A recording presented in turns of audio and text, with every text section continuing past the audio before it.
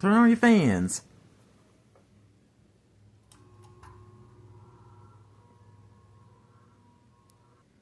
It's time for Demarkus Thompson videos. MVB_247 says, what do you think about the Hampton Bay Gazebo 4? Well, honestly, with Hampton Bay's quality, if you don't know, Hampton Bay's quality has been going down the toilet for quite some time now, and they haven't really been making the greatest fans, especially their newest ones. Now, I have seen the Gazebo 4, and honestly, I'm not really liking the looks. I just think it looks kind of hideous. Now, a little recap of the Gazebo. Now, first generation Gazebos,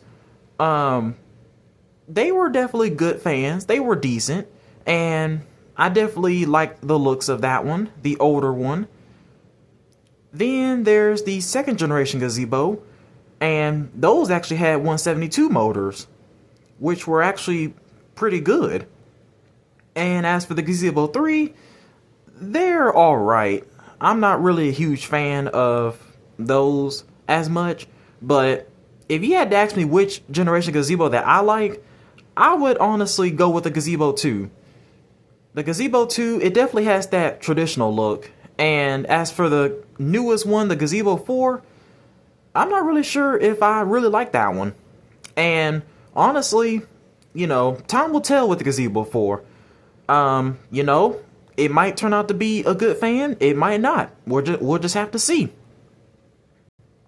Now, I'm not really a Hampton Bay fan guy myself, but the older Hampton Bays from the 90s, they were actually good fans. Now, at one point, Hampton Bay was actually making good fans, but whenever it came around to the later 2000s, I don't know what happened. But as for the Gazebo 4, I don't think it's going to hold up, especially whenever it gets around to 5 years old. I don't think it's going to hold up. And a helpful tip, whatever you do, never buy something, never be the first person to buy something new, because you never know what problems they're going to have. And as for the Gazebo 4, if I was to buy it, I would wait 5 years from now to buy it, because you never know what problems they're going to have. Minecraft Pro 97K says, what about fans that are beyond repair that are not worth donating? Well, there's a couple of things you could do. One, you could part out the fan, and if you have another fan that needs parts, you could use the parts from the fan that you're parting out for that fan.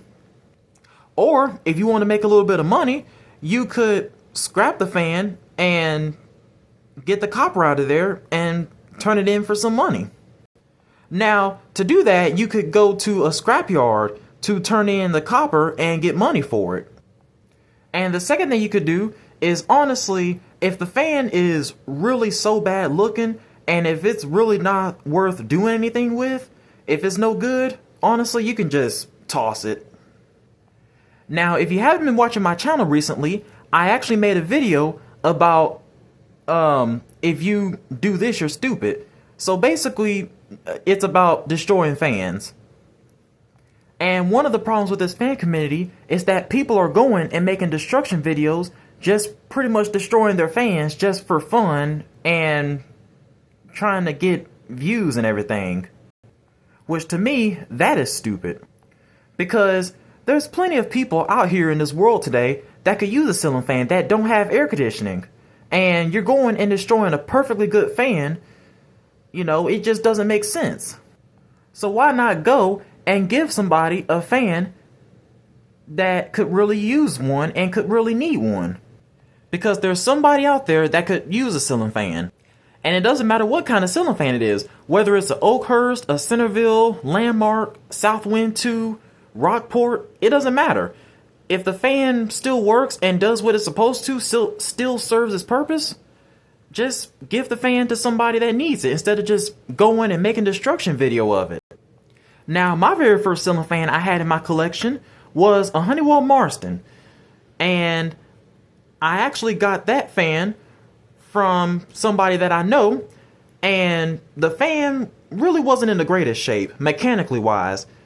The motor was making a knocking noise, and the bearings were just really gone. And I pretty much went and I donated the fan.